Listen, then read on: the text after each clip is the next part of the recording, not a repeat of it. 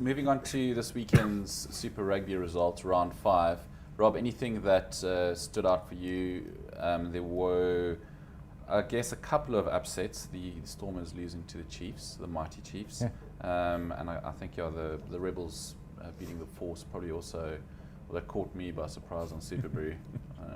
Yeah, we're still in quite a volatile stage of Super Rugby. It hasn't really settled down. I'm going to use that as my excuse for only getting sort of 4 out of 7, which is a bit mediocre really for my Super Brew picks. But it is quite hazardous at the moment because you just don't know from one match to another what's going to happen, which teams are going to pitch up. And it means that the tournament still has got some enduring quality. It's much maligned for the fact that it's been sort of elongated, and they say that a lot of the franchises are getting weaker because of poaching from Europe, etc., which is true. But it's still a what used to be an excellent product. It's still a very good product.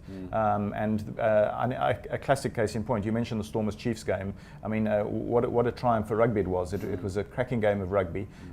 Pity there had to be a loser, and that loser happened to be the Stormers, because that's given them just a little bit of a sort of a correction now. Bear in mind the Stormers haven't yet picked up a bonus point, and they had a chance at the end to kick.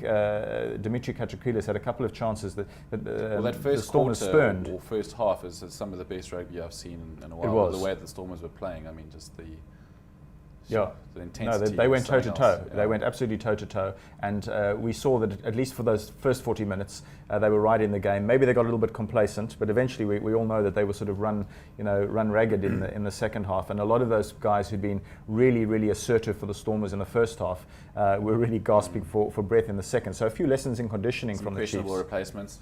That too. Yeah. No, definitely. Yeah, Garen? Yeah, I tend to agree with Rob. From a Stormers point of view, no team's going to go through this tournament unbeaten. Everyone's going to lose once, twice, maybe even 3 times. The Chiefs team is a good team. They did have to fly all this way. I did think the Stormers were going to win. As it turned out, worst case scenario, they didn't even pick up a bonus point. So they've dropped to 3rd, I think, overall. The Sharks have narrowed the gap with their victory over the Cheetahs.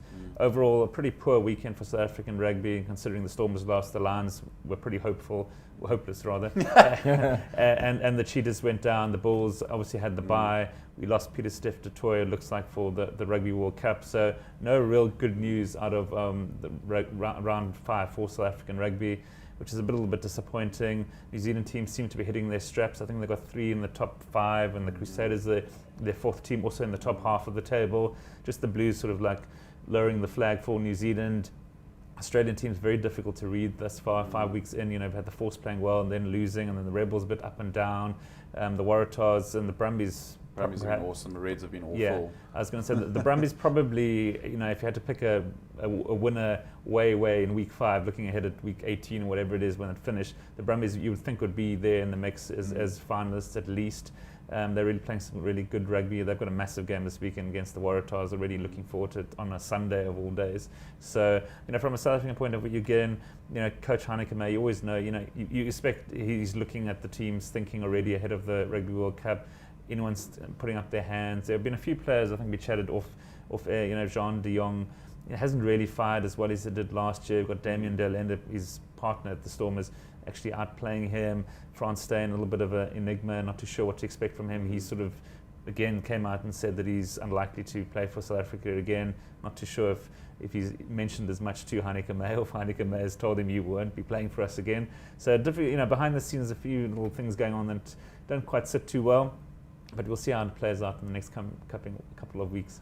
Okay, guys. Thank you very much. Thanks, Nick.